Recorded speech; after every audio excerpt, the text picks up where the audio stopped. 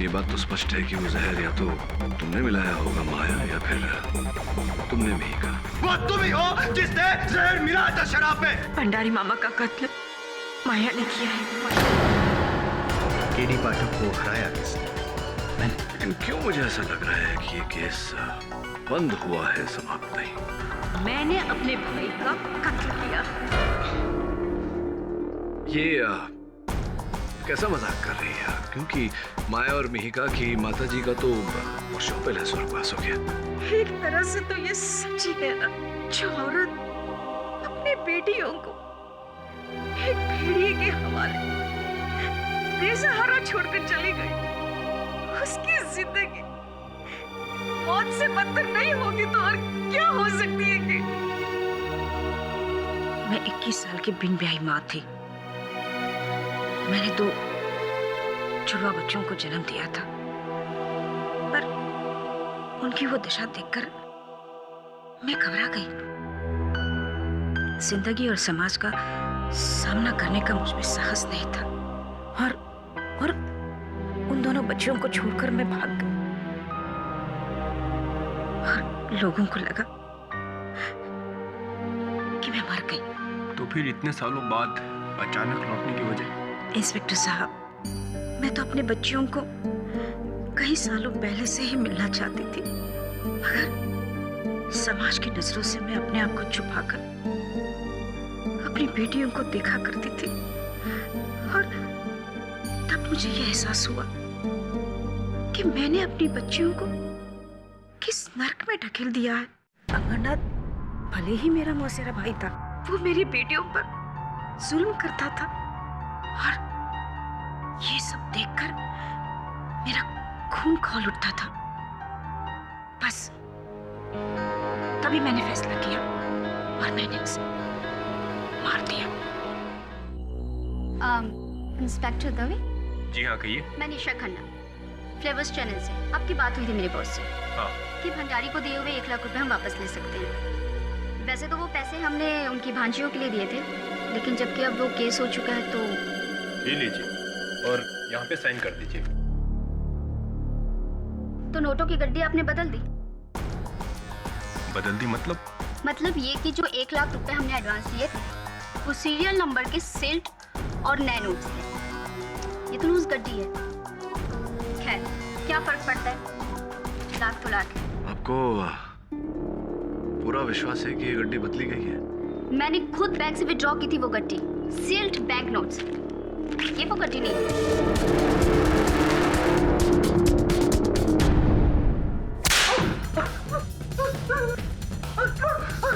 सच बोलो ना, खान उधेड़ के रखो। बस बोले साहब, हम सच बोल रहे। नहीं बताएगा, नहीं बताएगा। बोलता था। भंडारी सेठ के पास बैंक से निकली हुई नई कड़क नोट की गड्डी थी साहब। अरे तो कोई नोट और गड्डी क्यों बदलेगा? झूठ मत, तू जानता मुझे। सच बोल ना, खान उधेड़ के रखो। आपकी समझ सब हमने नोट की गड्डी अपने सिंदूक में कड़क रखी थी। दवे, इस बात के स्पष्टीकरण का एक ही रास्ता है। इस नोटों की गड्डी की फिंगरप्रिंट रिपोर्ट निकलवा ले।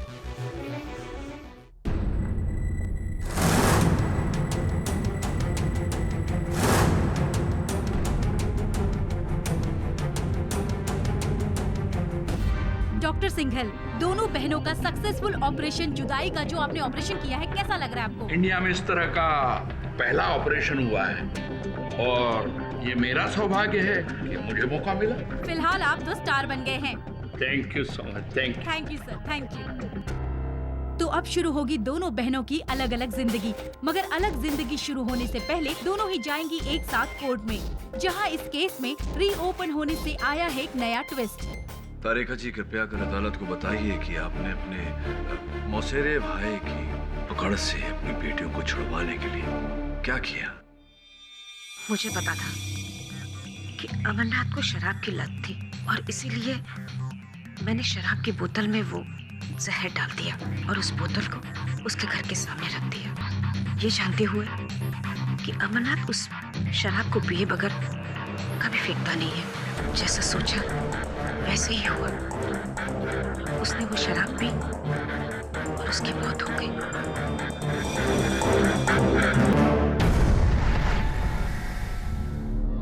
मिसेस तारिका शास्त्री, शास्त्रों को उलट पुलट करने का हुनर कमाल है आप। पूरी रामायण खत्म हो जाने के बाद आपका ये कहना है कि सीता माता का हरण रावण ने नहीं, विभीषण ने किया था। वकील साहब, आप मेरी बात का यकीन कीजिए। मैंने ही मेरे भाई को मारा है। मेरी माया तो बेकसूर है। जज साहब, आप उसे छोड़ दीजिए और उसके बदले आप मुझे जेल में डालिए। आपकी गुजारिश सर आंखों पर, मैं खुद गुजारिश करूंगा जज साहब से, और मैं ये जरूर कोशिश करूंगा कि आप जेल में जाएं, लेकिन कत्ल के इल्जाम में नहीं, झूठ बोलने के इल्जाम में। झूठ? कैसा झूठ? वेट,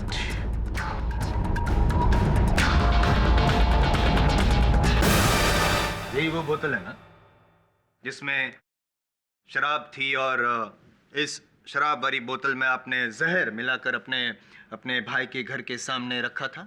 ये जी। लेकिन ऐसा हुआ नहीं योर ऑनर। फॉरेंसिक रिपोर्ट के अनुसार जहर सिर्फ ग्लास में पाया गया था, इस बोतल में किसी भी जहर के ट्रेसेस को नहीं पाया गया।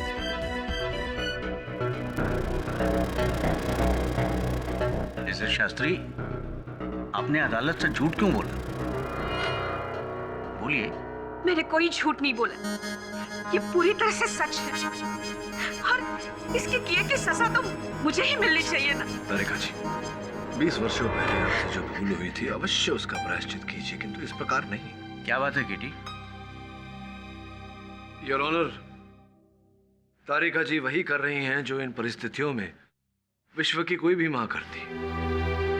अपनी संतान की पीड़ा अपने सर ले रही।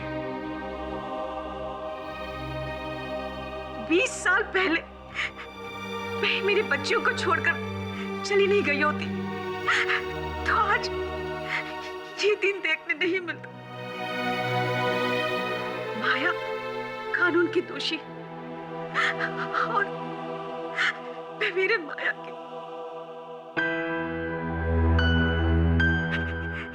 इसलिए मेरे गुनाह की सजा मेरी बच्ची को मत दीजिए जज साहब। मेरे गुनाह की सजा उसे मत दीजिए, उसे छोड़ दीजिए। वो बेगुनाह है जज साहब।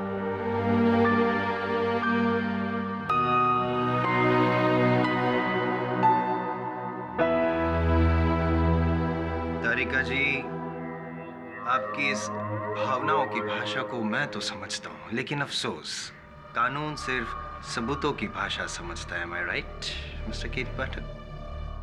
योर ऑनर, मेरी ये रिक्वेस्ट है कि जितनी मुश्किल से पाठक साहब ने इस केस को रीओपन करवाया था, उतनी ही आसानी से आप इस केस को बंद कर दीजिए हमेशा के।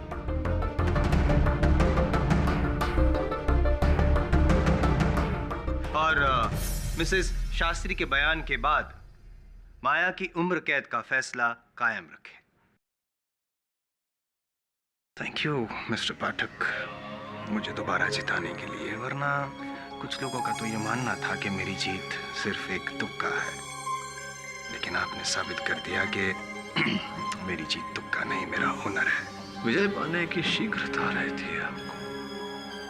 मेरे अनुमान से ये इस युवा पीढ़ी की एक आम तकलीफ है। योर ऑनर, तारिका जी के कथन से भले ही हमें माया की निरपराधता का प्रमाण न मिला, मुझे पूरा विश्वास है कि एक व्यक्ति है जो वहां तक पहुंचने में हमारी सहायता अवश्य करेगा। जश्न।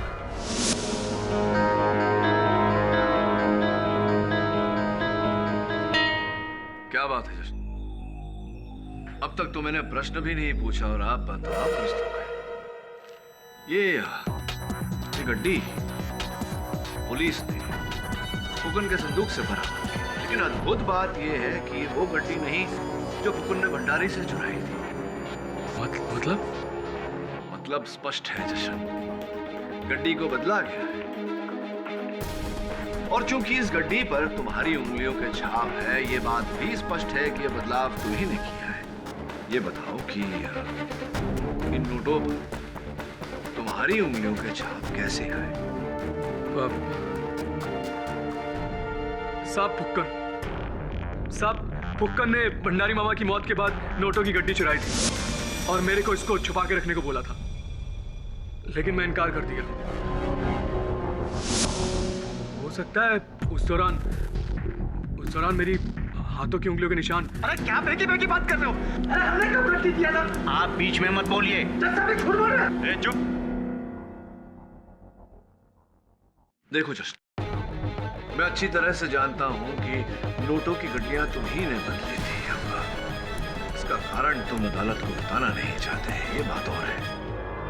लेकिन एक सुख समाचार है, ऐसा सुना है, उसके बारे में तो तुम अवश्य हमें बताना चाहोगे। मीका और तुम्हारे लगन का, विवाह का कौन सा दिनांक चुना गया है?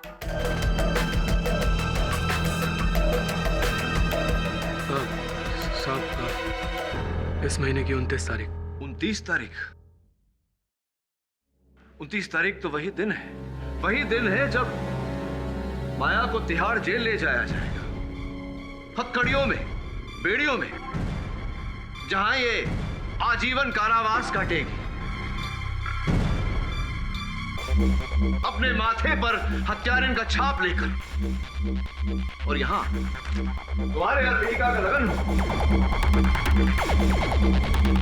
विवाह होगा, उत्सव मनाया जाए और आजीवन सुखद कटे। क्या बात है, वेल डन, प्रशंसनीय खेल खेला तुमने जस्ट। एक और माया पर हत्या का आरोप लगाकर इसे कारावास करा दिया और दूसरी ओर मिहिका को अपना बना लिया। Well done. ये आप क्या बात कर रहे हैं साहब? जज साहब, ना ही तो मैंने कोई खेल खेला है और ना ही मैं कोई बेबुनियादी आरोप लगा रहा हूँ। ये तो साबित हो चुका है जज साहब। ये लड़की माया ही अपने मामा की कातिल है। नहीं, मेरी बहन ने किसी का खून नहीं किया। यहाँ इस घटघरे में माया के खिलाफ झूठ सिर्फ फुकन और जश्न नहीं, मैंने भी बोला।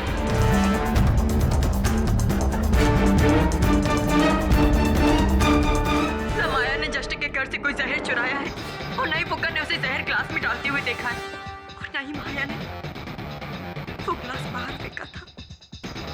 ये क्या हो रहा है योर ऑनर? यहाँ पे ये मतलब ये ऐसा नहीं कर सकती।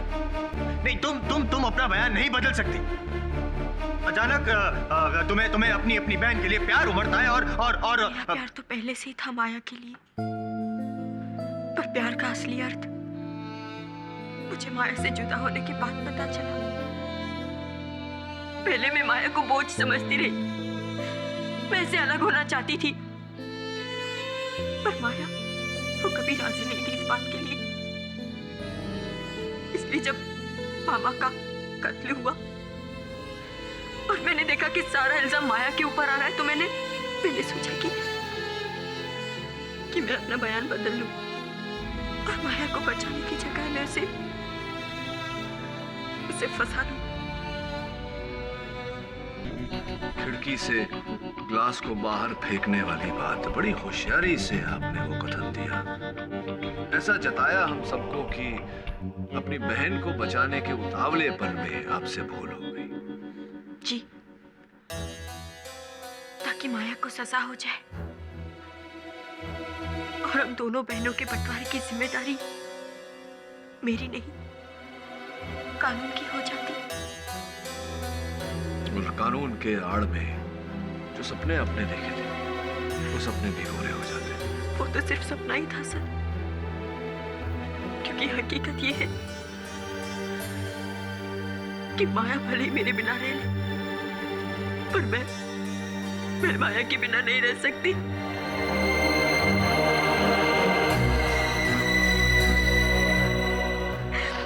जज साहब, अब मेरे अपराध की जो चाहे मुझे सजा दे दे, पर मेरी बहन को छोड़ दीजिए। वो बेकसूर है, उसे छोड़ दीजिए, उसे छोड़ दीजिए। योर ऑनर, इस कथन कोई मूल्य नहीं। आखिर एक सगी बहन अपनी बहन को बचाने के लिए झूठ तो बोलेगी। अद्भुत जायसवाल साहब, अद्भुत। जब मिहिका के कथन के आधार पर माया को दंड मिला था और आपको जीत, तब तो इनका कथन आपके सराखों पर था। और अब जब इनके कथन के आधार पर माया को रिहाई मिल रही है और आपको हार, अब इनकी कथन का कोई मायने नहीं रहा, कोई अर्थ नहीं रहा, कोई मूल्य नहीं रहा। अद्भुत। योर ऑनर, इस केस में केवल मिहिका का नहीं, हर गवाह की गवाही झूठी है। माया निर्दोष है। माया निर्दोष है? योर ऑनर, तो फिर मिहिका दोषी है। जाहिर सी बात, उस रसोई घर में सिर्फ 2 ही लोग थे। अगर माया ने नहीं तो फिर मिहिका ने मिलाया। इसीलिए अगर माया दोषी नहीं है तो मिहिका दोषी है। नहीं, मैंने खून नहीं किया, मैंने ऐसा कुछ भी नहीं किया। मैं क्यों मारूंगी मामा को?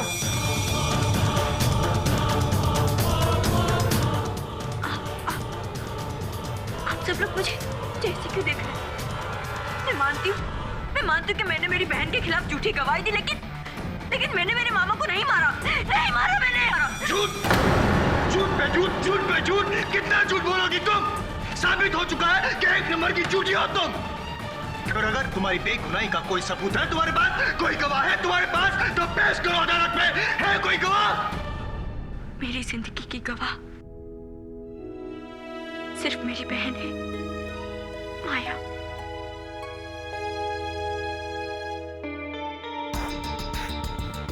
माया,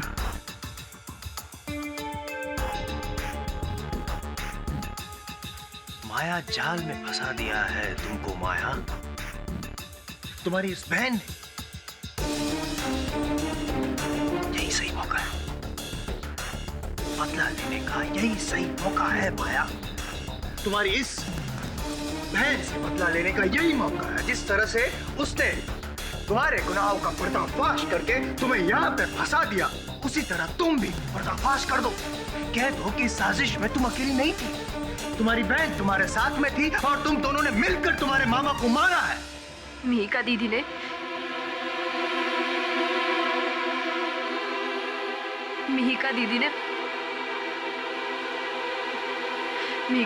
मामा जी को नहीं मारा।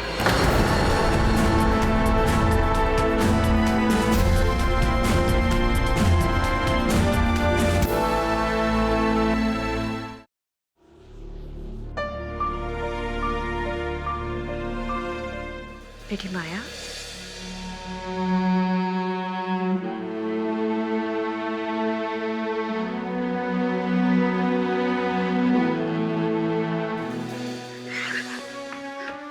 क्यों आई हो तुम यहाँ पे? तुमसे माफी मांगने बेटा। क्या लगता है तुम्हें और दीदी को? जब जी चाहा मुझे अपना लिया, जब जी चाहा मुझे छोड़ दिया। ऐसे मत कहो तुमसे। ना ही मैं किसी की बेटी हूँ और ना ही किसी की बहन। जब किस्मत ने और कानून ने मुझे अलग कर ही दिया है, तो मैं रह लूंगी अकेले, जी लूंगी। किसी के साथ की जरूरत नहीं है मुझे। जाओ तुम यहाँ से, जाओ, जाओ।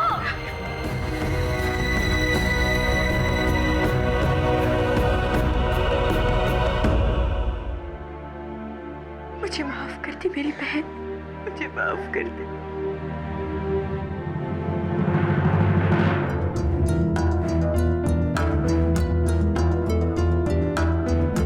मुझे माफ कर दो जश्न।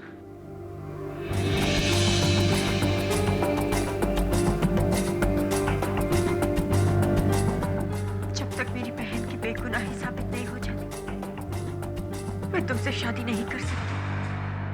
क्या? आज फिर तू अपनी बहन के खाते मुझको ठुकरा रही है? अरे क्या कुछ नहीं किया मैंने तेरे को और तेरी बहन को अलग करने के वास्ते। क्या क्या किया तुमने जश्न? बोलो, मामा को तुमने मारा? तुमने मेरी बात का जवाब दे मेरी बात का। अगर मैं तेरी बहन को जेल से रिहा करा दे तो तू मुझसे शादी बनाएगी ना? जश्न छोड़ो मुझे दर्द हो रहा है, छोड़ो। बस तू एक बार बोल। जानता है मैं सब कुछ जानता है। क्या जानते हो तुम? क्या जानते हो तुम? अरे जानता है मैं किसने मारा मामा को। किसने? तुमने मारा मामा को? मैंने नहीं मारा तेरे मामा को। और वो जो ग्लास गायब हुआ था ना, तूने किया था मैं अभी तो जाना है मैं।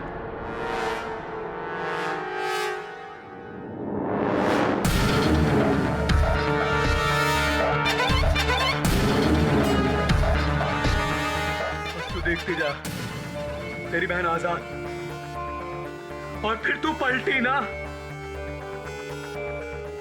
तो तू भी दुनिया से आजाद।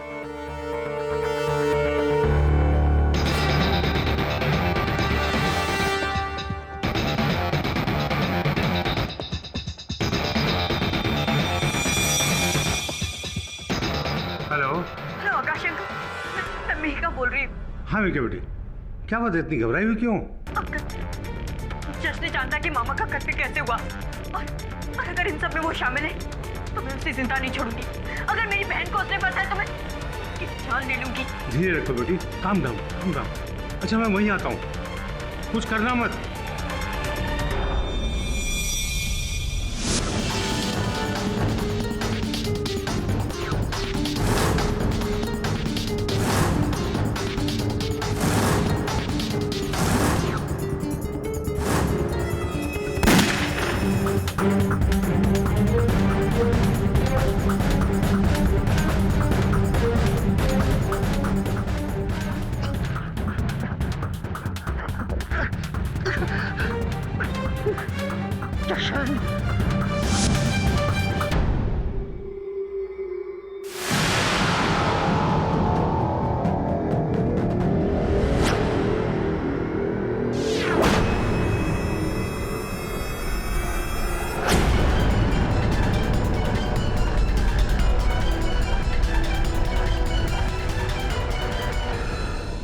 सर पूरा केस ही उल्टा। मेघा नहीं मारा अपने मामा को, अब रिपेंट कर रही है, इसलिए अपनी बहन को बचा रही है। लेकिन अदालत में तो माया ने मेहिका को निर्दोष बताया। अगर मेहिका दोषी होती तो माया ऐसा क्यों करती? वेरी सिंपल सर, मेघा पूरी जिंदगी अपनी बहन माया पर हावी रही। माया उससे डरती है, इसलिए उसका जुर्म अपने सर ले। अगर ऐसा है तो वो जहर भरा ग्लास गया का लापता कैसे हो गया? और फिर वो नोटों की गड्डी वो कैसे बदल गई? किसने बदली? क्यों बदली? ऐसे कई प्रश्न हैं वरुण, जिनका इस समय हमारे पास उत्तर नहीं। मुझे लगता है कि कोई तीसरा है जो ये खेल खेल रहा है और दोनों बहनों को कठपुतलियों की तरह इस्तेमाल कर रहा है। तभी तो मेरा डाउट उस हीरो पर है। जशन मामा का खून करा होएगा और फिर फंसाया सिस्टर को। पॉसिबल। हाँ दवे बोल। क्या?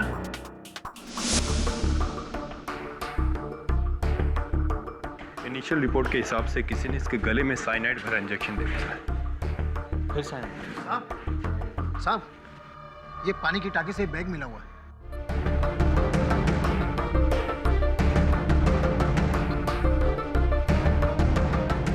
वही पुराने नोट, वही हरे रबर बैंड्स। और ये क्या? ओह माय गॉड, ये 1 लाख की गड्डी वही है जिसमें वही सीरियल नंबर्स हैं जो भंडारी के पास थे। तो क्या भंडारी के नोटों का बंडल ये है? केडी सर का शक बिल्कुल सही है। जशन ने ही वो नोटों की गड्डी बदली थी। लेकिन क्यों वरुण? और जशन के पास इतने सारे पैसे आए कहाँ से?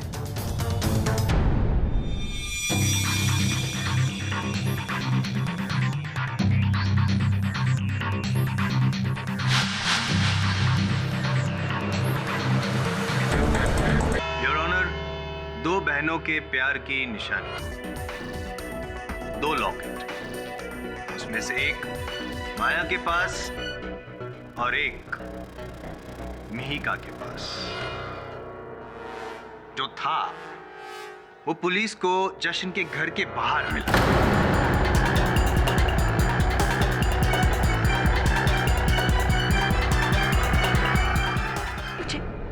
मुझे नहीं पता ये वहां कैसे मिला।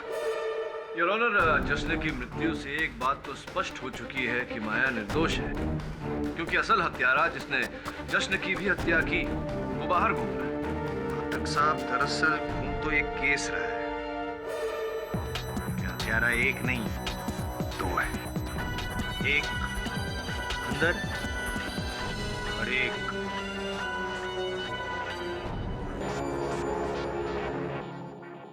पता है मुझे क्या लग रहा है कि ये सब शुरू से तुम दो बहनों की साजिश थी, मिली भगत।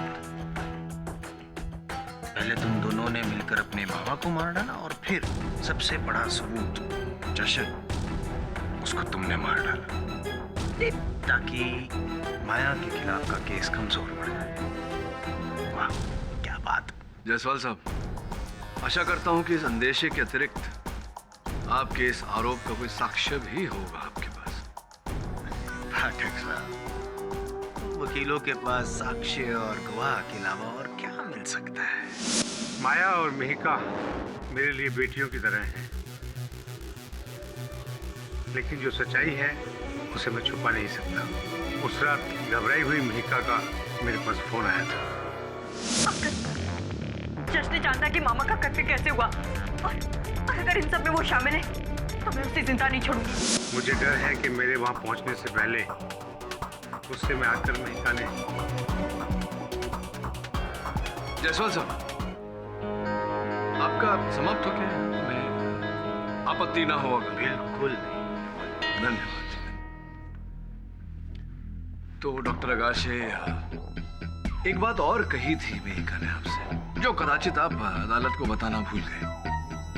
मिहिका ने आपको बताया था कि जश्न जानता था कि अमरनाथ भंडारी की हत्या किसने की। ऐसा कहा था ना मिहिका ने आपसे। और फिर आपने कहा कि आप वहां जश्न के घर जा रहे थे, उसके पास जा रहे थे और उसके बाद जश्न की हत्या हो गई। ध्यान देने वाली बात यह है डॉक्टर आगाशे की हत्या कैसे हुई। सिरिंज द्वारा गर्दन की नस में सीधे जहर भर देने के कारण। डॉक्टर आगाशे, इतनी सफाई से इंजेक्शन या तो कोई नर्स दे सकती है या फिर कोई डॉक्टर। आप समझ रहे हैं ना? जी हाँ, मैं समझ रहा हूँ आप क्या कह रहे हैं, लेकिन मैं जशन को क्यों मारूंगा? क्योंकि जशन जानता था कि अमरनाथ भंडारी की हत्या आपने की है।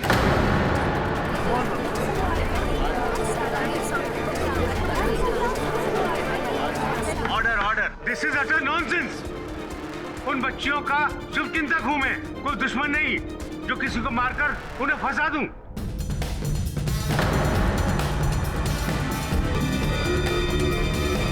इंस्पेक्टर तुम्हें जैसा ये फुक्कन कल रात कैद से फरार हो गया था।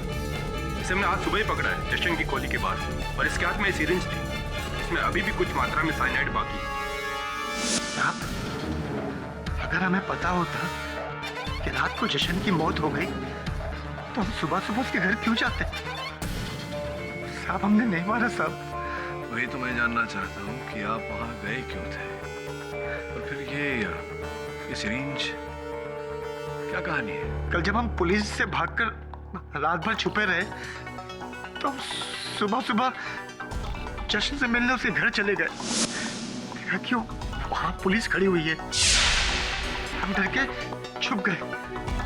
हमें लगा हमारे पैर के नीचे कुछ है। हमने उठाकर देखा तो वो इंजेक्शन था। हम फेंकने लगे थे कि पुलिस ने हमें दबोच लिया। रूपांतर के लिए धन्यवाद, किंतु भी मेरे प्रश्न को उत्तर नहीं दिया आपने। आखिरकार आप जश्न के घर गए क्यों थे? क्यों गए थे फुकन, बोलो। सब हम ये कहने के लिए गए थे कि वो राज अगर उसने पुलिस को बता दिया तो हम भी उसे अपने साथ अंदर लपेट लेंगे।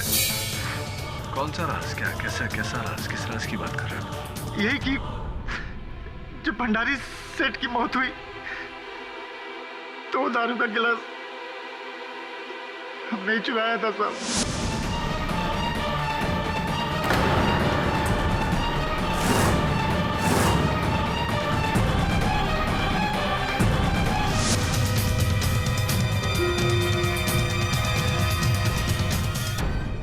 जश्न ने हमें ये सब करते हुए देख लिया था साहब।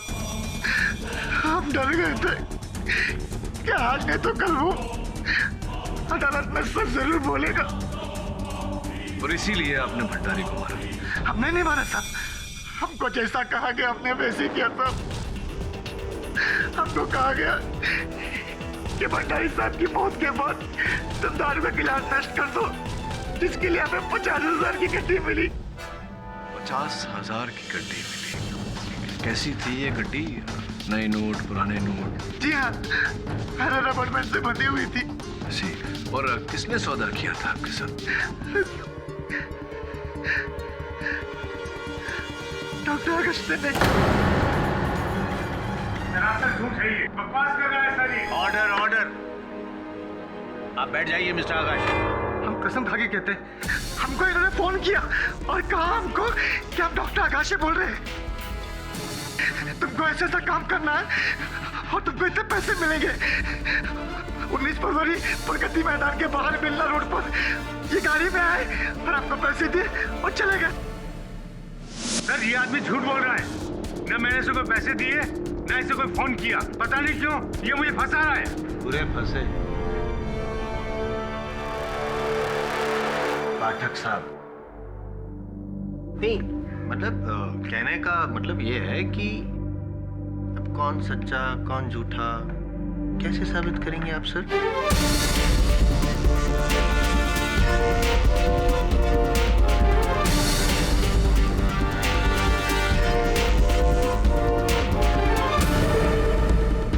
मिश्रा जी, बहुत बहुत धन्यवाद। क्या बात है केडी, चकरा गए? नहीं, ऐसा लग रहा है मुझे, होता है कभी कभी स्ट्रेस की वजह से, बट सर नहीं समझे, समझाता हूँ। योर ऑनर, इनकी एक क्रिया ने मुझे ये एहसास दिला दिया कि ये पूरा खेल क्या है।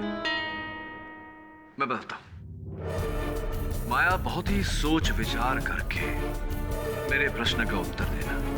उस दिन जब तुम अपने मामा जी के लिए मदिरा का वो गिलास लेकर गई थी, उस समय तुम्हारे मामा जी क्या कर रहे थे?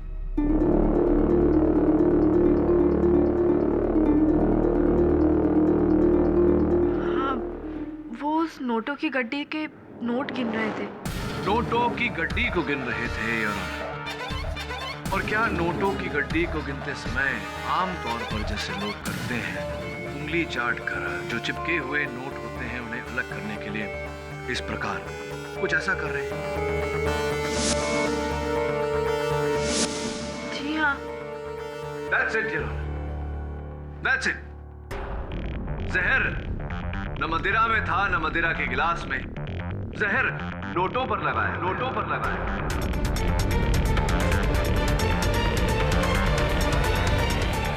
What? अद्भुत बात है। योर ऑनर, उस बंडल के हर नोट के कोने पर सायानाइड जहर का लेप लगाया गया था। What? और प्रत्यक्ष से अनजान भंडारी साहब उस बंडल को गिनते वक्त यूं ही उस जहर को चाटते चले गए और अपने आप को दूषित कर लिया। जायसवाल साहब, अब तो आप समझ ही गए होंगे कि हत्या के बाद वो गिलास क्यों चुराया गया और नोटों का बंडल क्यों बदला गया। नहीं क्या है हृदय, आप अपने भेजे पर आप जोर मत डालिए, तकलीफ मत दीजिए अपने दिमाग को, मैं समझा देता हूँ। योर ऑनर, गिलास को इसलिए बदला गया ताकि पुलिस को यह संदेह हो कि उसी गिलास में जहर था, और स्पष्ट है कि नोटों के बंडल को बदला गया ताकि हत्या के शस्त्र के बारे में किसी को पता ना चले। अब मैं कुछ पूछूं? बोलिए ना। बड़ी आसानी से ये आपने सब बता तो दिया जज साहब को, लेकिन इसे साबित कैसे करेंगे आप? जायसवाल साहब, ये जो नोटों का बंडल यहाँ रखा है जो जश्न की हत्या के बाद उसी के घर से बरामद हुआ था, इसकी और योर ऑनर भंडारी साहब के उंगलियों की फोरेंसिक जांच करवा कर अगर दोनों जगहों पर उसी विष के ट्रेसेस मिलते हैं तो यह स्पष्ट हो जाता है योर ऑनर कि यह हत्या इसी प्रकार से हुई है। मिस्टर पाठक के सुझाए गए टेस्ट रिपोर्ट्स के नतीजे मिलने तक यह अदालत मुलतवी की जाती है। मेघा, आओ।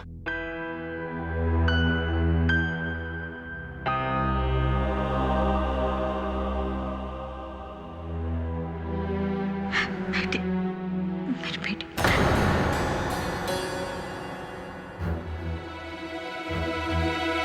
मुझे माफ कर दो, मुझसे भूल हो गई। तुम दोनों के सिवा मेरा कौन? इसी उम्मीद पर मैं जीती पर रही तुम दोनों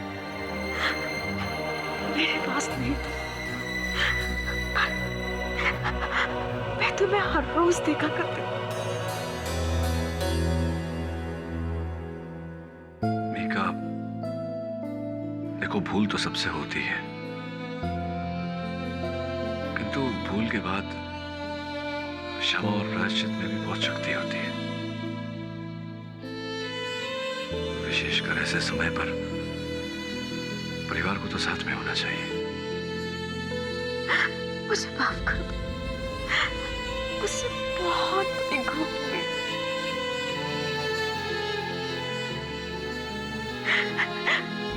मुझे इस तरह से तुम्हें छोड़ के नहीं जाना चाहिए था।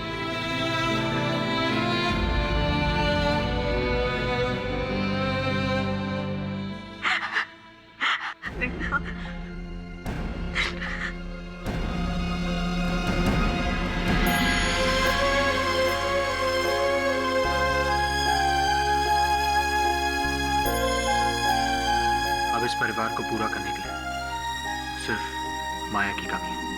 वो कमी भी बहुत जल्द पूरी हो जाएगी। इन फॉरेंसिक रिपोर्ट से साफ जाहिर है कि जहर उन नोटों पर था और न कि शराब के उस ग्लास में जिसे माया लेकर आई थी।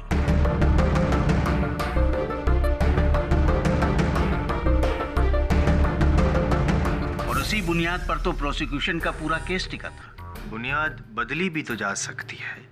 कहने का मतलब ये है योर ऑनर के इन दो बहनों ने जहर ग्लास में ना ही सही नोटों पे लगाया हो। जायसवाल साहब, सामान्य ज्ञान ये कहता है कि अगर अपना मनचाहा सामान किसी एक दुकान पर न मिले तो उसकी खोज किसी दूसरे दुकान पे करनी चाहिए। मैं राइट और मैं राइट? अब देखिए, आपको अब भी दोनों बहनों पर शक है, संदेह है, जबकि फुकन अपने कथन में बोल चुके हैं कि डॉक्टर अगाशे ने रुपए देकर उन्हें वो ग्लास चुराने को कहा था। फिर भी आप अच्छा याद दिलाया आपने, थैंक यू। वो रुपए रुपए रुपए योर ऑनर, मैं एक बार फिर फुकन को कटघरे में बुलाना चाहूंगा। हाँ तो फुकन, एक बात बताओ, डिस्क्राइब करके विस्तृत रूप से ही बताओ जज साहब को कि हुआ क्या था, कैसे? हम रोड पर खड़े थे, एक गाड़ी आई, पैसा दियो, चले गए। उस गाड़ी में और कोई नहीं था? नहीं साहब, और कोई नहीं था। नहीं मतलब उसकी बाजू वाली सीट में कोई, पीछे वाली सीट में कोई नहीं था साहब, एक ही आदमी था। एक ही आदमी था। तो तुमने क्या उस आदमी का चेहरा देखा? हाँ, हमने नहीं देखा, लेकिन डॉक्टर आगाशे ने हमसे कहा था कि वो खुद ही आएंगे। डॉक्टर की गाड़ी पर डॉक्टर का पल्स का निशान भी था। लेकिन जैसे तुमने कहा डॉक्टर आगाशे वो ड्राइवर वाली सीट पे बैठे थे। और किधर बैठेगा साहब, पीछे वाली सीट पे बैठ के थोड़ी गाड़ी चलती। ज्यादा स्मार्ट बनने की कोशिश मत करो। डॉक्टर आगाशे तो आगे की सीट पर बैठकर भी गाड़ी नहीं चला सकते फुक्कन। योर ऑनर, डॉक्टर आगाशे को गाड़ी चलाना आता ही नहीं।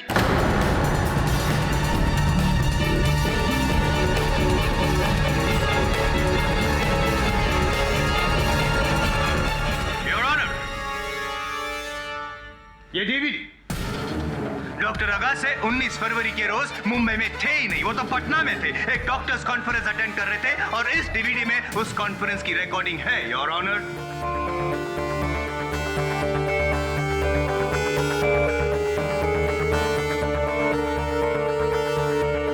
डॉक्टर अगाशे तो यहाँ है केडी। हम झूठ नहीं बोल रहे साहब, हम झूठ नहीं बोल रहे। उसने हमसे कहा था वो डॉक्टर आगाशे। हाँ साहब, उसने हमको उस नाम से एसएमएस भी किया था। हाँ, हमारे पास वो एसएमएस सेव है। योर ऑनर, फुकन का मोबाइल पुलिस ने जब्त किया है। मैं अदालत से आग्रह करता हूं कि इनके मोबाइल को यहां अदालत में मंगवाया जाए। योर ऑनर, ये एसएमएस 17 फरवरी को भेजा गया था सुबह 11:10 पर। मैं खुद तुम्हें प्रगति मैदान के बाहर वाले रोड पर रुपए देने आऊंगा डॉक्टर आगाशे। मुझे विश्वास है योर ऑनर कि अगर मैं फोन करूं इस नंबर पे तो पता चल जाएगा कि वो फोन डॉक्टर आगाशे का है या नहीं।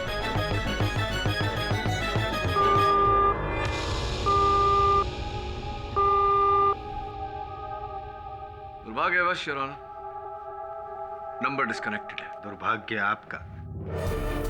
क्या लगा आपको कि आप फोन करेंगे, कातिल का फोन यहाँ बजेगा, कोई ऐसा गाना बजेगा और अदालत में कातिल पकड़ा जाएगा? ऐसे ही सोचा था आपने? सिम कार्ड भले ही कट गया हो, लेकिन IMEI नंबर तो है। IMEI? जी नहीं पता आपको? International mobile equipment identity. समझे? नहीं समझे? समझाता हूं। जिस प्रकार गाड़ी का नंबर प्लेट होता है, वो नंबर प्लेट चाहे बदल दिया जाए, गाड़ी की असली पहचान उसके चेसी नंबर से होती है, वैसे ही हर चलित फिरत दूरभाष यंत्र का एक खास IMEI नंबर होता है जो उसकी असल पहचान होती है। और उस IMEI नंबर के जरिए मैं खोज निकालूंगा कि ये फोन किसका है। अनुमति चाहता हूँ यार। हवलदार साहब जरा इनके फोन लाई।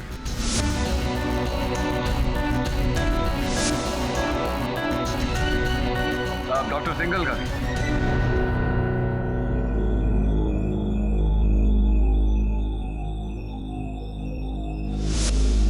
लीजिए केडी साहब। धन्यवाद।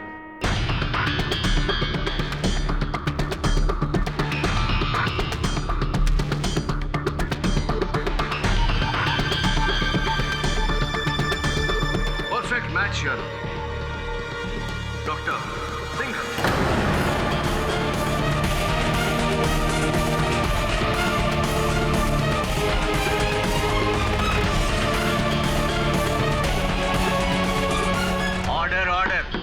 डॉक्टर सिंघल, झूठ के पैर नहीं होते, वो ज्यादा दूर तक चल नहीं पाता।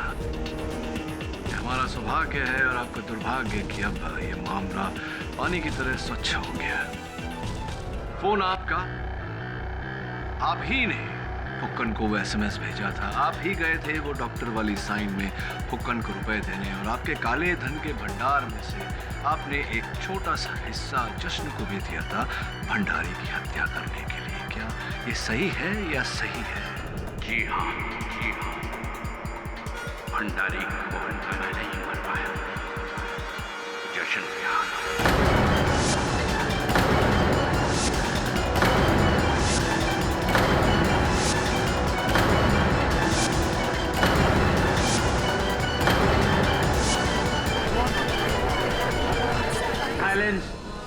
इसके लिए मैंने जशन को 10 लाख रुपए ब्लैक मनी में दिए थे और मेरे प्लान अनुसार जशन ने भंडारी के नोटों में साइनाइड लगाया और फिर गड्डी बदल दी। और दूसरी ओर आपने फुक्कन से वो गिलास चोरी करवाया। और जब जश्न को इस बात का पता चला तो इससे पहले कि वो आपका भांडा फोड़े, आपने उसकी भी हत्या कर दी।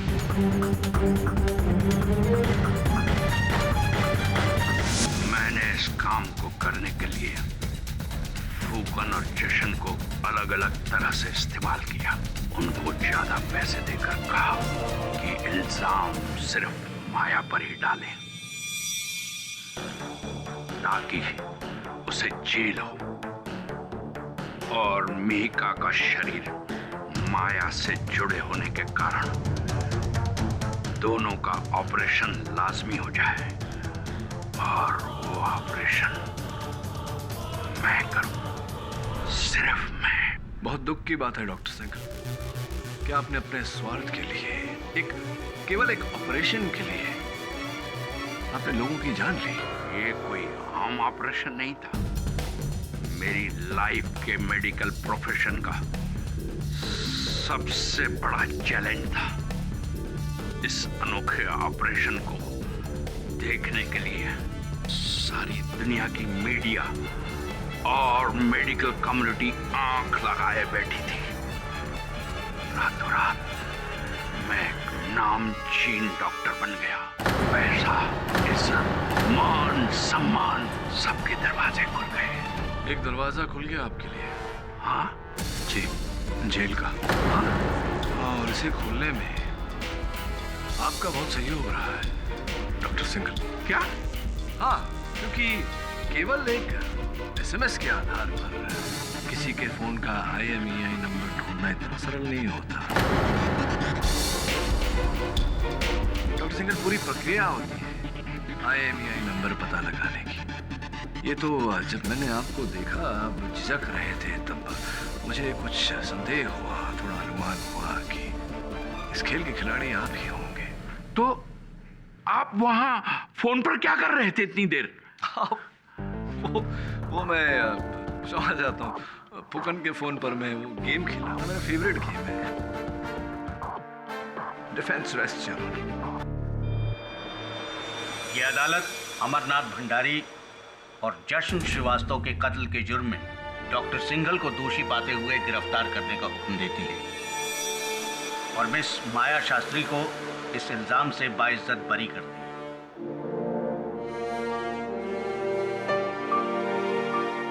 The case is closed.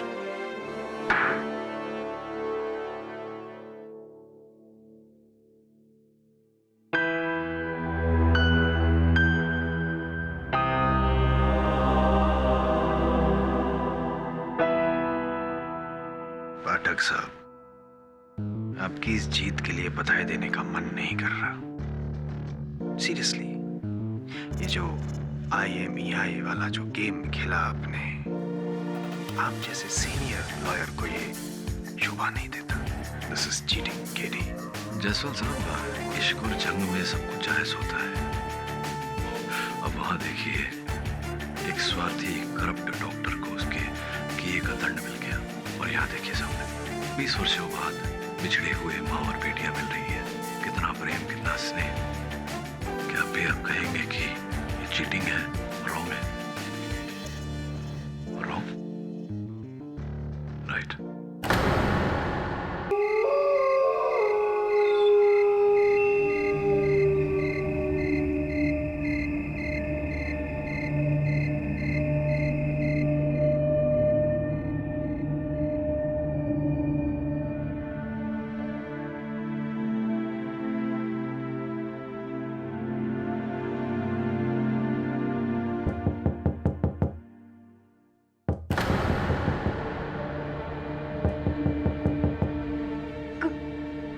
कौन?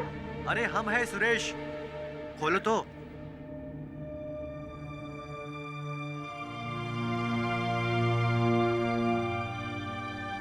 अरे के पिंकी, कितना टाइम लगे दरवाजा खोलने में? कुत्ते में कोई मुझे देख लेता तो। हमें लगा हमारे या तुम्हारे घर वालों में से अरे, कोई। किसे पता कि हम यहाँ छुपे हुए?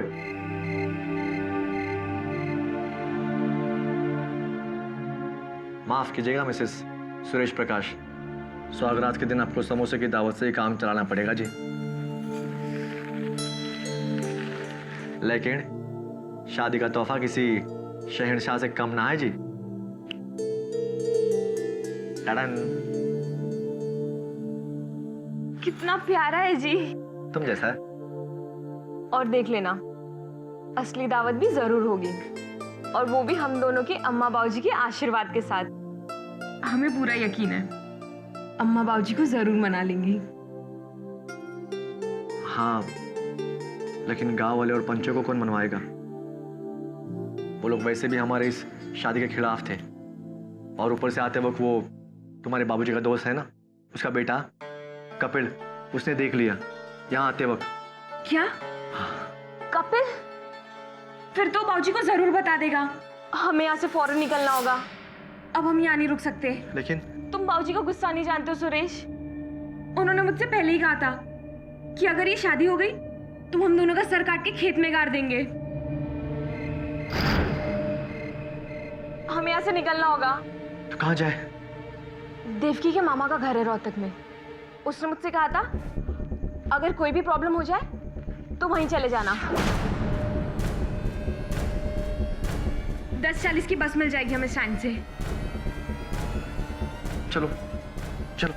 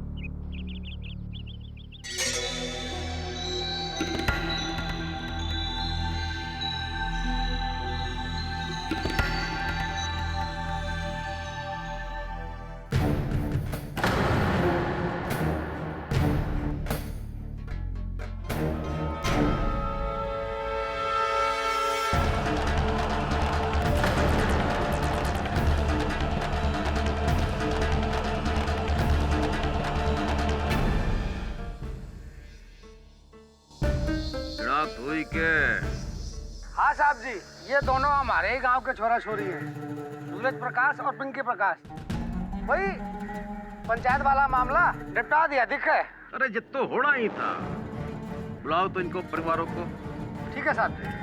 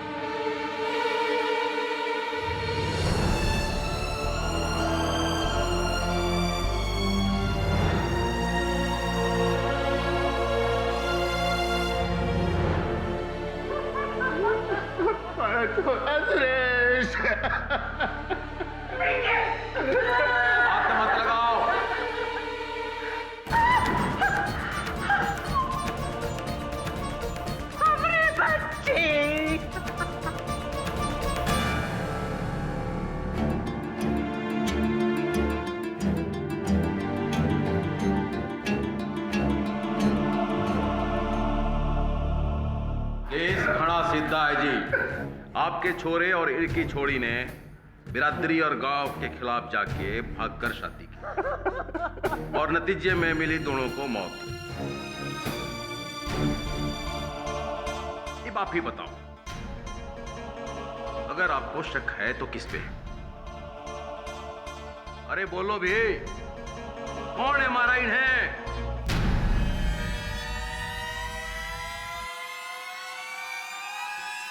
मन ने मारा है।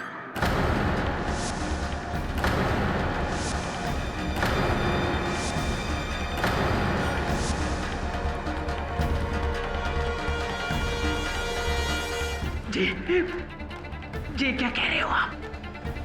मन ने ही मारा है अपनी बेटी को और उसके आशिक को।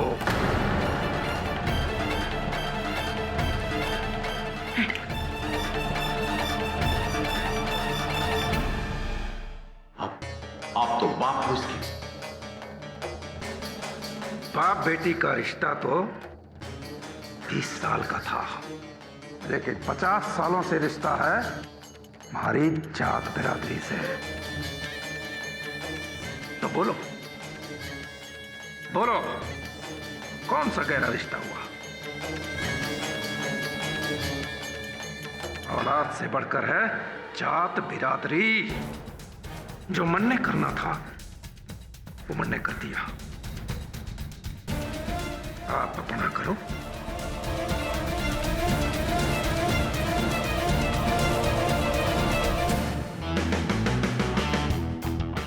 केडी, ये देखो, एक बाप ने अपनी ही बेटी और दामाद की हत्या कर दी अपना सम्मान बचाने के लिए, जस्ट बिकॉज द गर्ल एक ही कास्ट में शादी की। और नॉर्मली तो दूसरे कास्ट में शादी करने को ये प्रॉब्लम आता है।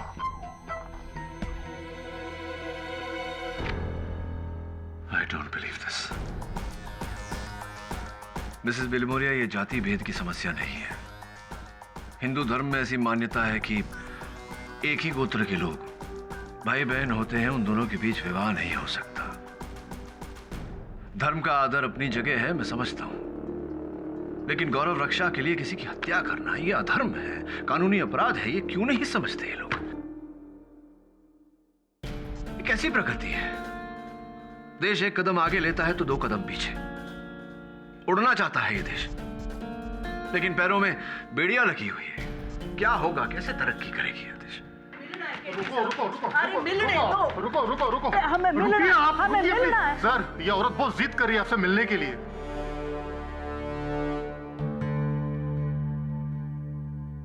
तुम जाओ, मैं देखता हूं। ठीक है सर।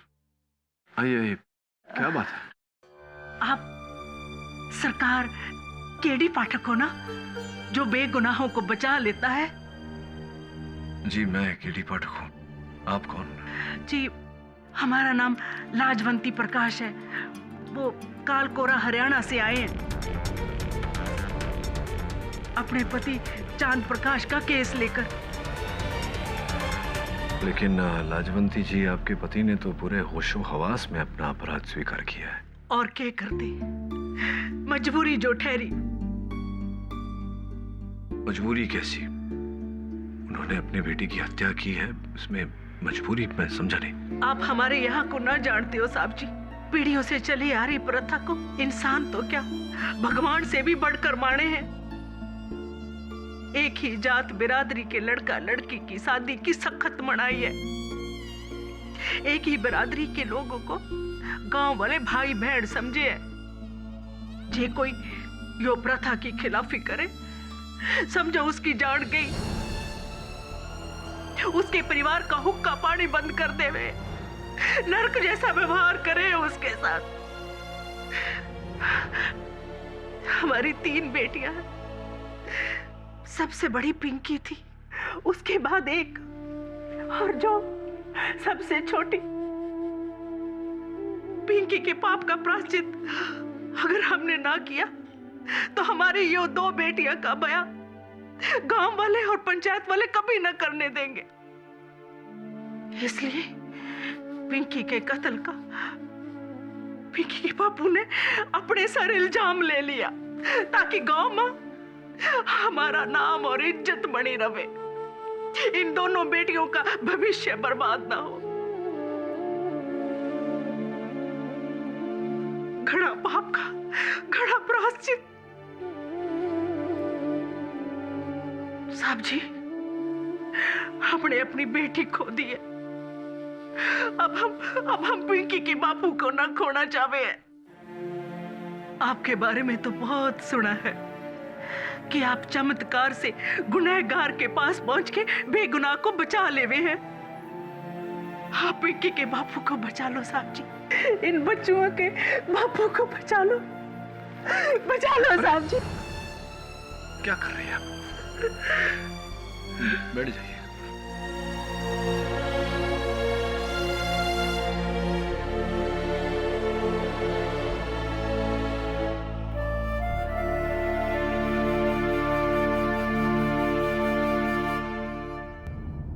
साहब, हम यहाँ हरियाणा आ तो गए हैं, लेकिन आपका इस केस को लेने का डिसीजन राइट है ना?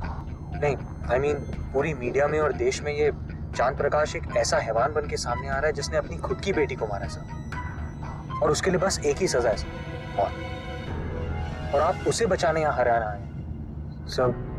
अब तो मीडिया ने भी आपके खिलाफ लिखना शुरू कर दिया। ये देखिए। केडी पाठक का बिक गया ईमान। केडी पाठक जालिम हत्यारे को बचाने चला हरियाणा। ये न्यूज वालों को लोगों को घसीट की न्यूज बनाना ही न्यूज हो गया है। देखो, मेरा एक सीधा साधा सोच।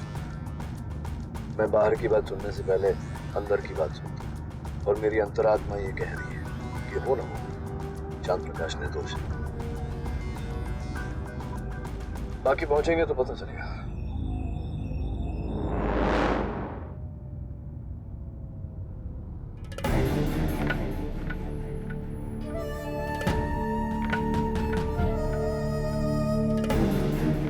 नमस्कार चांद प्रकाश जी, मेरा नाम केडी पाठक है, मुंबई से आया हूँ, आपका वकील। इसका मतलब सच निकला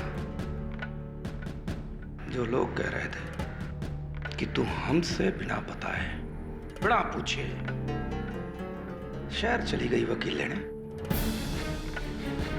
देखिए, आप चुप रहिए,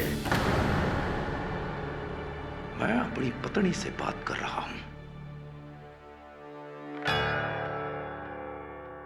तू अनपढ़ तो थी, लेकिन इतनी बेअकल होगी मने पता ना था। तूने इतना भी ना सोचा कि मने भरोसा है अपनी पंचायत पर, सिर्फ अपनी पंचायत पर, गैरों पे नहीं। अरे ये क्या जाने कि समाज के क्या संस्कार हुए, और ये क्या समझें कि क्या मर्यादा होती है। चांद प्रकाश जी, स्पष्ट है कि आप किसी के दबाव में आकर ये कर रहे हैं। मैं सिर्फ इतना कहना चाहता हूं कि आपको ऐसा करने की कोई आवश्यकता नहीं है। जो सच है उसे मैं अवश्य बाहर लाऊंगा। वही तो वकील साहब, यही तो मैं कह रहा हूं सच तो सामने आके रहेगा। चाहिए 100 झूठ भर दे आपके कान में, और चाहे आप 100 दलीलें रख ले हमारे वास्ते, लेकिन आपकी 100 दलीलें 100 झूठ औंधे मुंह गिर जाएंगी, क्योंकि बड़े से बड़ा सच तो यो ही है कि मन ने मारा है। मन ने मारा है अपनी बेटी ने, चांद प्रकाश ने मारा है अपनी बेटी ने।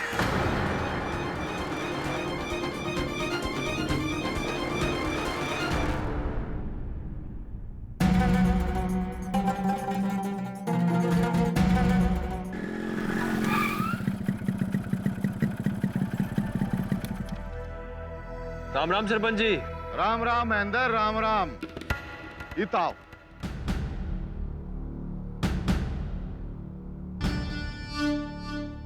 जी सरपंच जी। भाई गांव में सुना से कि तुम लोगों ने शहर से वकील बुलाया से।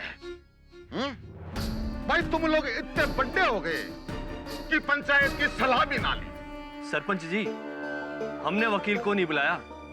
पंचों के होते हुए हम भला गैर की ओर क्यों कर मुड़ेंगे? तो उस लाजो के भेजे में ये बात डाल दे। एक छोरी तो खो दी है उसने, कहीं ऐसा ना हो कि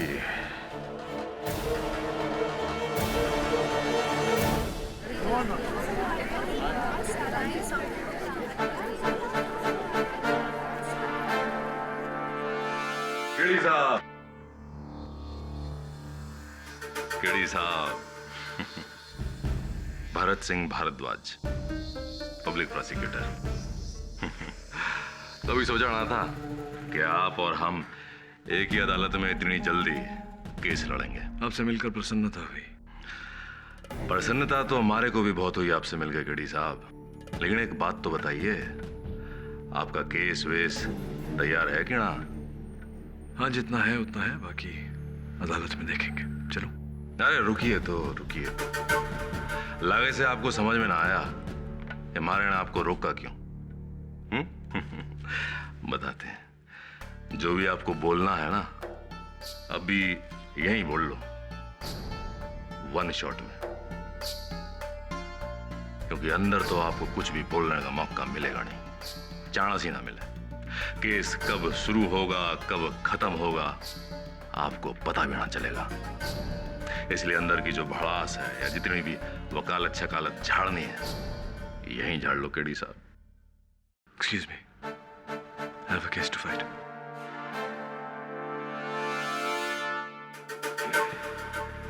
इंग्लिश, इंग्लिश बहुत सुंदर। थारे को तो थारा मौक के लिए चुप करावेगा केडी साहब, चांद प्रकाश। साहब जी, पिछले 2 सालों से मेरी बेटी पिंकी और सुरेश एक दूसरे से प्यार करने लगे थे। हम दोनों परिवारों ने उन्हें बहुत समझाया, जहां तक कि मैंने पहली बार पिंकी पर हाथ भी उठाया और ये कहा कि ये बदमाशियां छोड़ दे। कहा है कि बेटी, एक ही गोत्र में ना प्यार हो सके है और ना शादी। हमारे समाज का मानना है कि एक ही गोत्र के लोग भाई बहन हो गए, तो भाई बहन के बीच में दूसरा रिश्ता कैसे हो सके? क्या हो सके? नहीं हो सके। पर उन दोनों ने हमारी बात नहीं समझी। इनके चलते भरी पंचायत में हमारा सर शर्म से झुक गया 3 बार। फिर क्या था? मारा माथा ठनका, सनक गया मारा माथा। ये दिन दिखाने के लिए पैदा किया था, तो तेरा टेटू ही दबा देना चाहिए था जन्म लेने से पहले। सुना नहीं पंचों ने क्या कहा? हुक्का पानी बंद करा देंगे मारा जे सुरेश के साथ कभी दोबारा दिखी तो फिर हम भाग के शादी कर लेंगे। तो करके देख, करके बता, कसम पैदा करने वाले की, तू जहां भी होगी खून निकालूंगा और कुल्हाड़ी से तेरा सर काट के खेत में गाड़ दूंगा। निकलना मुश्किल हो गया है समाज के सामने जब से उस लड़के से इसने टाका भिड़ाया है।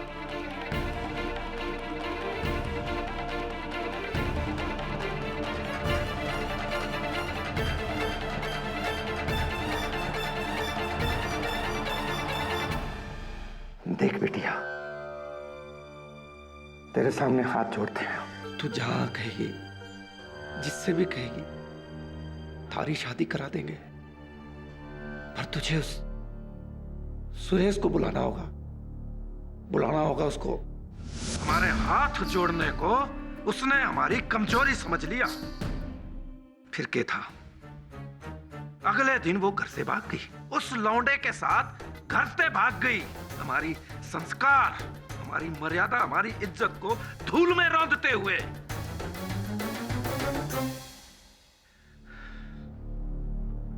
फिर 2 रातों बाद मेरे दोस्त का लड़का कपिल मारे घर आया। क्या कह रहा तू? कहां देखा उन दोनों को तूने?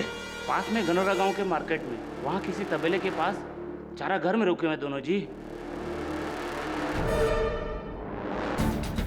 रुकिए, कहाँ जा रहे हैं आप? ये क्या कर रहे हो आप? जो होना है वो क्या रहेगा? नहीं, नहीं।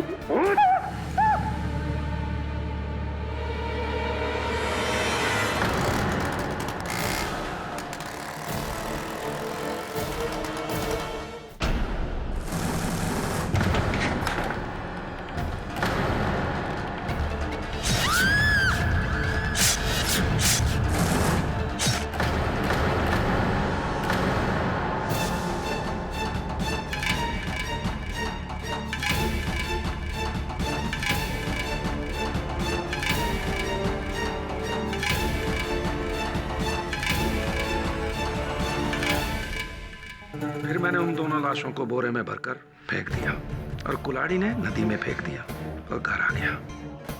अरे वकील साहब, 1 गिलास पानी मिलेगा? घड़ा भर गया मेरा। अरे पानी क्यों ना मिलेगा चांद प्रकाश जी?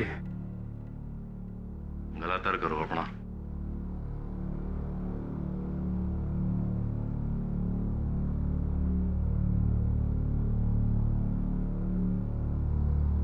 तो चांद प्रकाश जी, सुरेश तो गैर था, चलो उसका समझ में आवे आपने जो किया।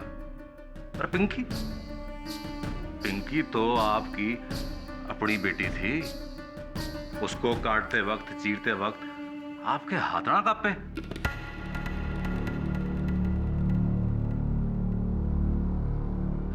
कांपे थे, पर हाथ जोड़ते समय कांपे थे। और उससे कहा था, बेटी ये अनर्थ ना कर।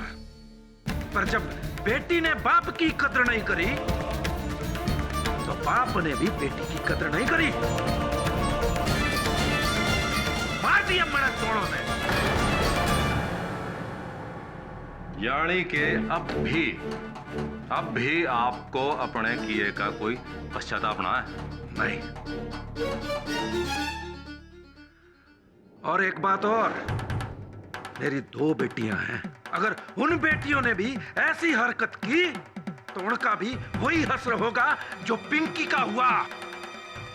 चंद्र प्रकाश जी, लेकिन केड़ी साहब, हमारी बात पूरी तो होने दीजिए, घनी जल्दी से आप। हाँ तो चंद्र प्रकाश जी, आपने अभी जो कटघरे में कहा उसे हम 100% सच माने।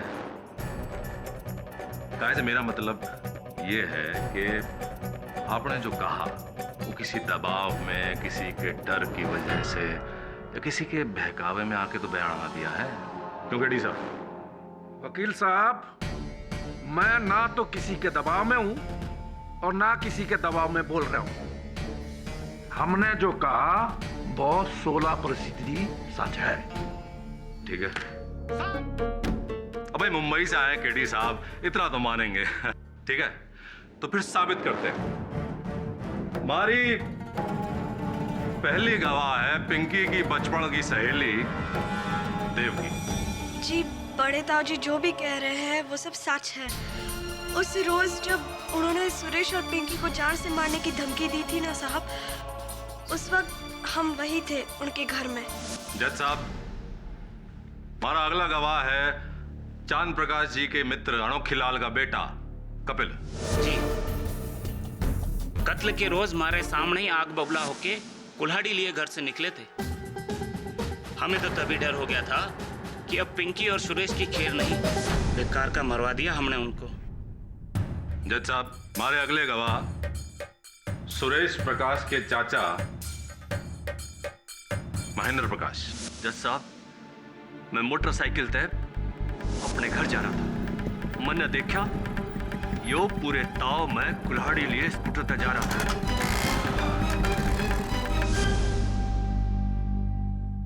गांव के सरपंच लक्ष्मण लाल जी। माई बाप प्रणाम। हमने भी यही देखा था। यो सैने चांद प्रकाश है, बड़े ही क्रोध में नोरा गांव की तरफ जा रहा था। बापू जी, चांद प्रकाश कुल्हाड़ी लेके किधर कौन चल दिया? सोनू बेटा, देख किस जा रहा है वो। ठीक से। अंकल जी, हमने बड़ी देर पीछा किया और गाड़ोरा के एक तबेले में न रुकते देखा, और जब हम वहां पहुंचे तो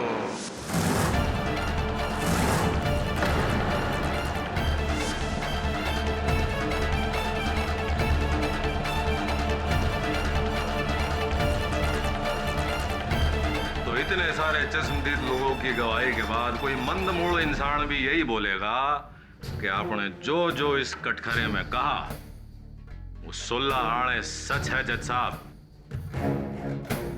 आप ही ने सुरेश और पिंकी को मारा है। चांद प्रकाश जी।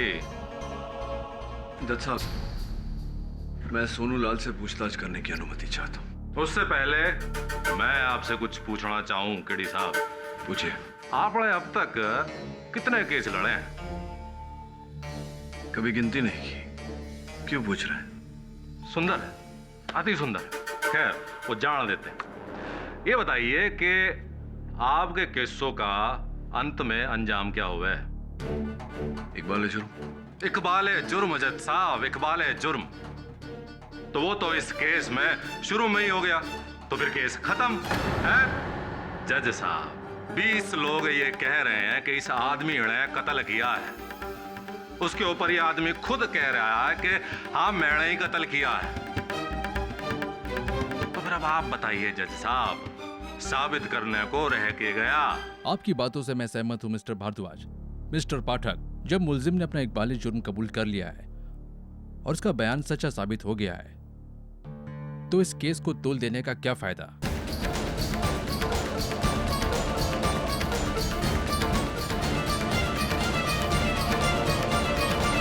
मेरे ख्याल से इस केस को यहीं खत्म कर देना चाहिए। जज साहब,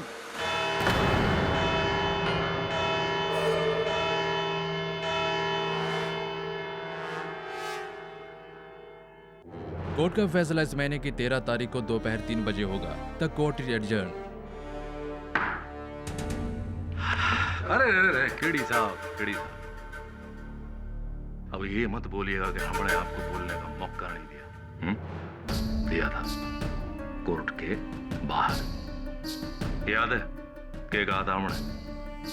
केस कब शुरू होगा, कब खत्म होगा, आपको पता भी ना चलेगा। क्या हुआ है वो जान देते हैं, ना पता हो तो हम बता देते हैं। केस इज ओवर केडी साहब। बहुत ही हैप्पी और सुंदर जर्नी बैक टू मुंबई। सुंदर है। ला भाई, सोनू बेटे। जी बाप। चल भाई, मेहमान है, सोल वोल उड़ा। लीजिए वकील। अरे वकील साहब लीजिए ना। थैंक यू वकील साहब। जी जी। तुमने सोचा होगा कि इस गांव में तुम्हारे आने से हमें बुरा लगा होगा। हाँ, सोचा तो ऐसा ही था। ना जी ना, ऐसी बात ना है। तुम तो हमारे मेहमान हो। वैसे भी आपने हमारे साथी को उसका केस लड़के बचाने की कोशिश की थी, है ना? जी जी। फिर भी आप हमारे गांव में पधारे हैं, आपका बहुत बहुत धन्यवाद। सरपंच जी, इस आओ भगत का बहुत बहुत धन्यवाद, या कहूं कि जाओ भगत का धन्यवाद। प्रश्न मेरा ये है कि आपको किसने कहा कि मैं जा रहा हूं? भाई वकील साहब, आपका इब इतने के काम, मुकदमा खत्म। वैसे भी 2 दिन बाद में फैसला आवेगा।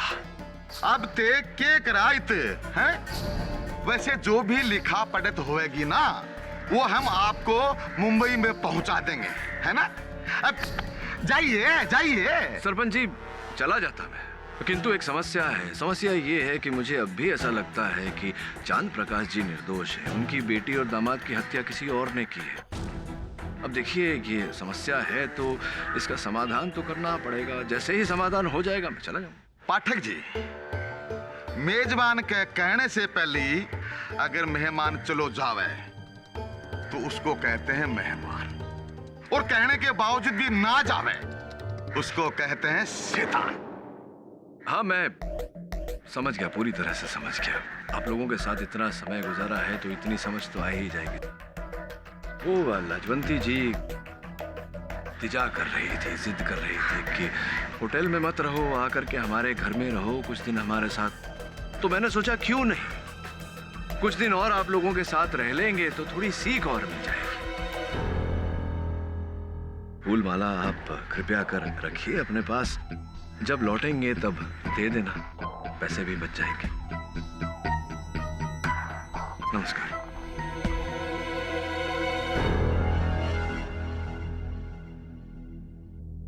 सांप के पिटारे में हाथ मत डाल कड़ी। अरे तू क्या जानता है कि जात और पास क्या होती है? अगली बार जब तू आएगा ना तो इन फूलों का रंग बसंती होगा और कपड़े का रंग सफेद। चला जा यहाँ से, चला जा। आई थिंक इनमें से किसी एक गांव वाले ने ये काम किया है। चांद प्रकाश को बलि का बकरा बनाकर खुद अपना जुर्म छुपा।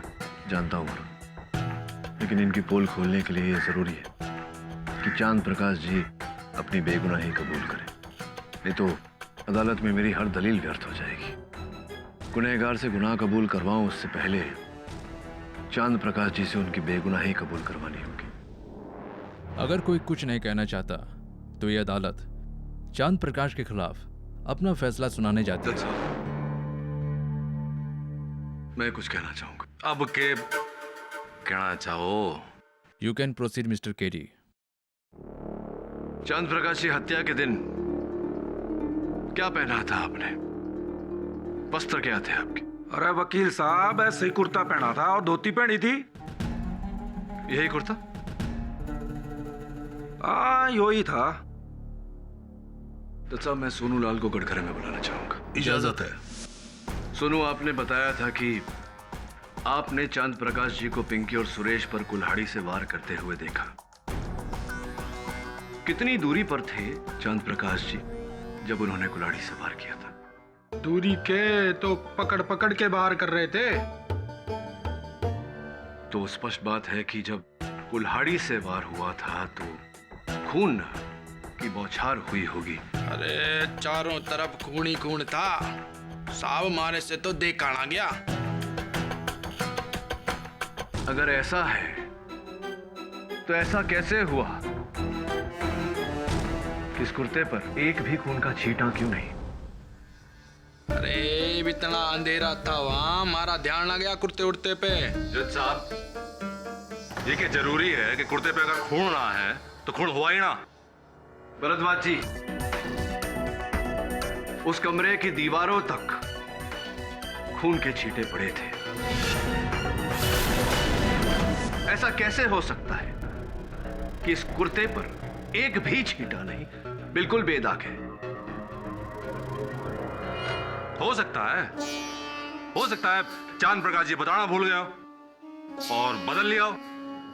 जी साहब, हम आपको बताना भूल गए कि उस रात बोरे में लाश डालने के बाद हमने कुर्ता बदल दिया था। साहब जी, गलती हो गई हमसे। आपकी पत्नी लाजवंती जी का कहना है कि आप इसी कुर्ते में घर से गए थे और इसी कुर्ते में लौटे। जज साहब, इस केस में पत्नी की गवाही ना मानी जाएगी। काहे से उसका मतलब साफ है, किसी भी तरह पति को बचाना। कुर्ते का कोड़ा छोड़िए केडी साहब, कुछ और है तो अदालत को बताइए। हत्या का शस्त्र जज साहब, वो कुल्हाड़ी जिससे पिंकी और सुरेश की हत्या हुई थी। जज साहब वो कुल्हाड़ी। भाई बहुत सुंदर, बहुत सुंदर। वो कुल्हाड़ी नदी के तल्ले में है, जब गोताखोरों को मिलेगी तो ले आवेंगे। जज साहब मैं कपिल को कटघरे में बुलाने की अनुमति चाहता हूँ। कपिल, जब चांद प्रकाश जी हाथों में कुल्हाड़ी लिए अपने घर से निकले तब आप वहीं उपस्थित थे? जी बिल्कुल। आपने इनके हाथों में कुल्हाड़ी देखी? जी। आप पहचान सकते हैं उस कुल्हाड़ी? जी हमारे सामने ही तो उठाई थी। तो अदालत को बताइए कपिल जी कि इन तीनों कुल्हाड़ी में से किस प्रकार की कुल्हाड़ी इनके हाथों में थी?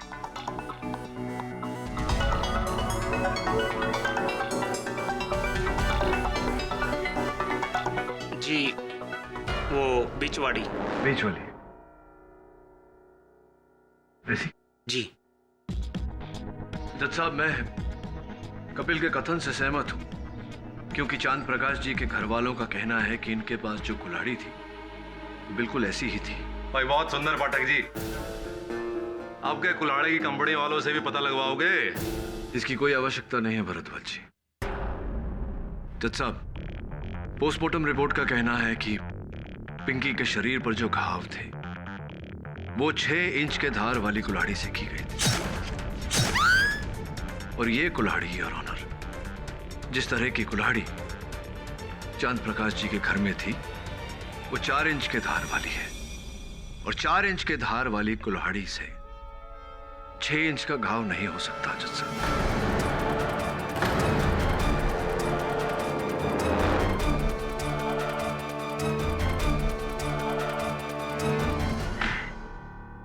तो आपको लगता है कि 6 इंच और 4 इंच की वजह से आप इस पूरे केस को हिला देंगे?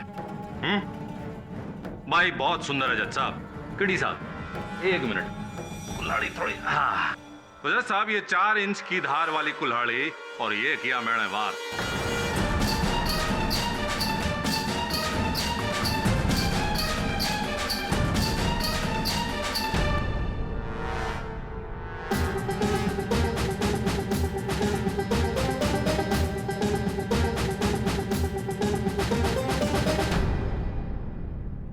चार इंच की धार वाली कुल्हाड़ी और 6 इंच का वार।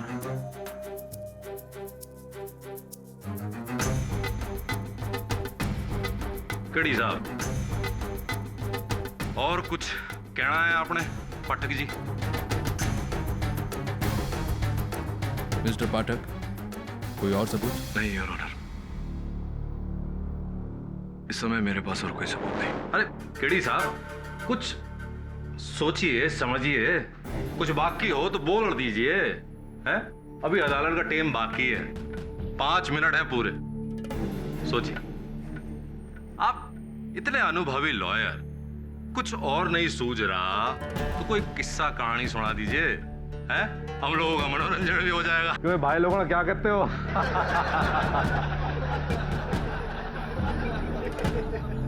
केडी साहब, वरना लोग कहेंगे कालकोरा वालों ने केडी साहब को बंबई से इतनी दूर बुलाया और बोलने का मौका तक ना दिया। ठीक है भरद्वाज जी, अगर आप कह रहे हैं कि अदालत समाप्त होने में अब भी 5 मिनट बाकी है, और अगर आप आग्रह कर रहे हैं कि मैं कहानी सुनाऊं, सुनाता हूं।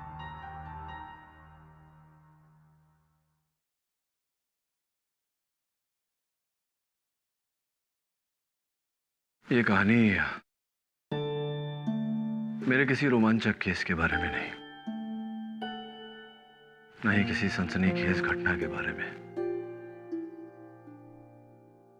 एक साधारण सी कथा है, एक पिता और उसके 3 वर्षीय छोटी नन्ही सी बच्ची की। वो बच्ची जिसे तब तक नींद नहीं आती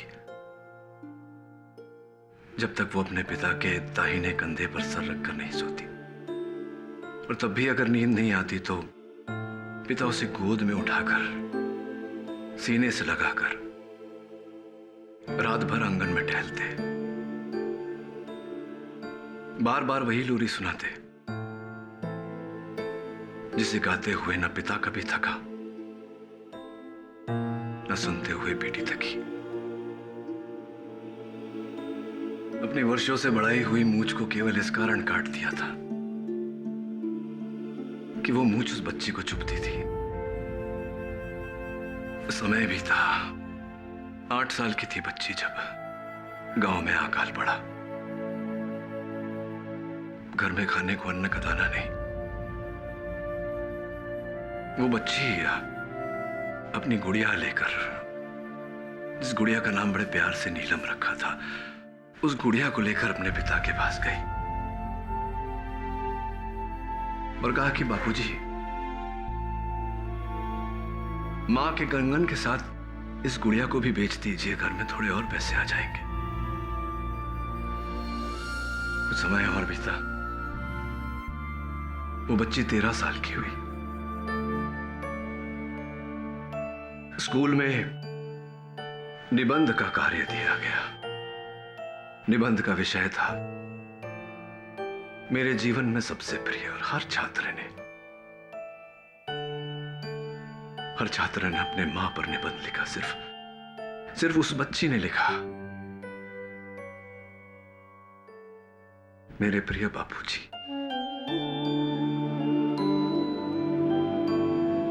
17 साल की थी वो बच्ची जब पड़ोस के मुंडेर से गिर गई और माथा फट गया। बच्ची को अपने कांधों पर उठाकर भरी धूप में दौड़ते हुए कोसों दूर अस्पताल में लेकर गए उसके पिता। डॉक्टर से बोले कि मेरे शरीर के लहू की आखिरी बूंद निकाल लो, लेकिन मेरी बच्ची को बचा लो, मेरी लाडो को बचा लो। उस बच्ची के लिए उसका संसार उसके पिता थे, और पिता कभी उस बच्ची के माथे पर शिकन नहीं देख सकते थे। कभी उसकी आंखों में आंसू नहीं देख सकते थे। कभी उसके शरीर पर छोटी सी खरोंच नहीं देख सकते थे।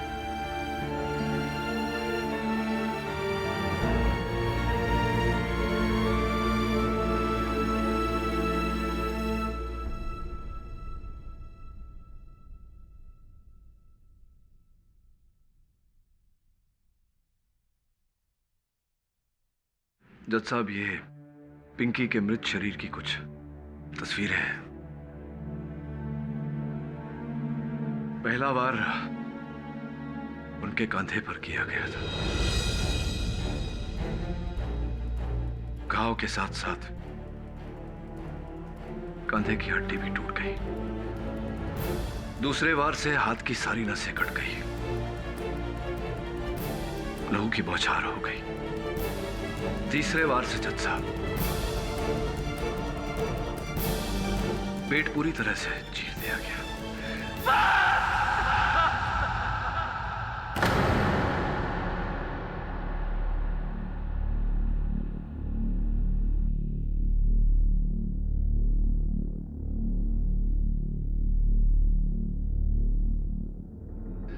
मेरी लाडो,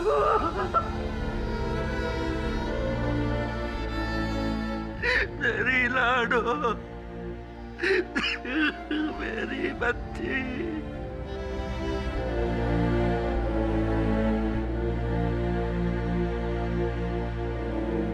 चंद प्रकाश जी, मैं ये मानने को कतई तैयार नहीं कि आप जाने अनजाने में अपनी बेटी को नुकसान पहुंचा सकते। नहीं मान सकता मैं। नहीं मारा मैंने अपनी बच्ची को।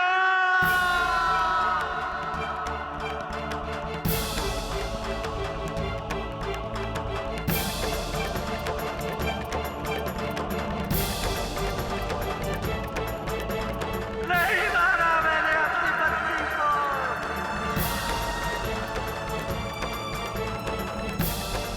अरे मैं तो अपनी बच्ची के लिए अपनी जान को 100 बार कुर्बान कर सकता हूँ, 100 बार। काश मेरी जिंदगी की सारी उम्र उस पर लग जाती।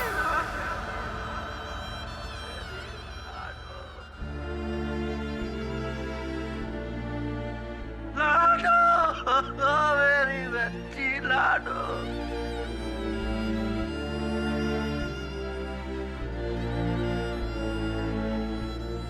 अरे अपने बापू पे भरोसा नहीं किया तूने बेटा।